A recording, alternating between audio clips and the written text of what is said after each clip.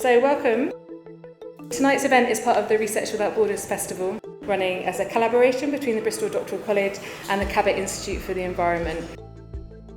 The Cabot Institute is one of 5 university research institutes that are cross-cutting, so we bring together lots of different disciplines. We're driven by a mission of identifying better ways to live in our changing planet. We have grouped our 7 presenters according to the overarching themes of setting the scene, air and sea, and solutions.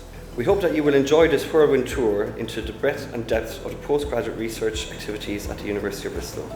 We've got such a great variety of topics that people are talking about, from humanities to engineering and kind of everything in between. And I think it really shows that if you're looking to solve such a big problem, we just need such a range of perspectives. My heart tells me that I would rather be living in my own home, in my hometown, said a 30-year-old Shehnaz who was forced to leave her home due to a sudden flood in a village in Bangladesh. Now, resilience itself is actually a relatively easy word to define. It only constitutes 2 major parts.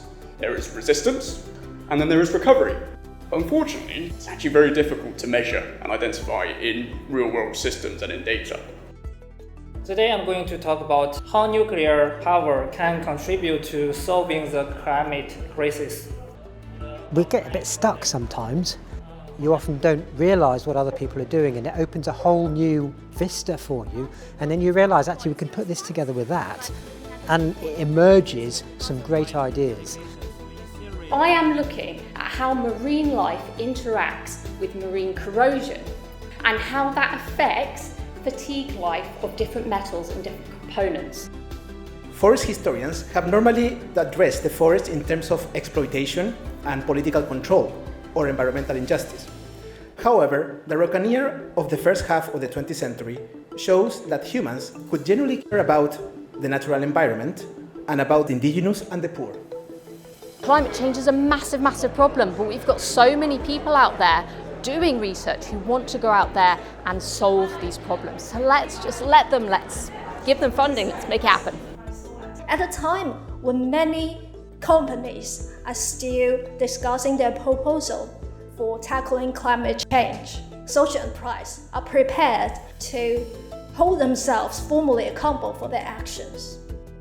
I'm going to talk to you a little bit about how we empower the emergence through co-creation and why our current models of looking at competition are not the right way to innovate in a complex environment.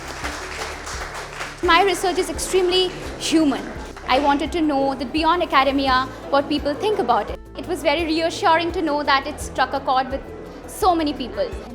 I took away that there's definitely reasons to be cheerful and certain lines of thought that I'll certainly take back and have a think about. What I do feel optimistic about is the amount of attention that is being given to this subject. I've worked in climate for 10 years, and I can honestly say that in the last year, 2 years, the amount of energy and discussion and action is phenomenally increased.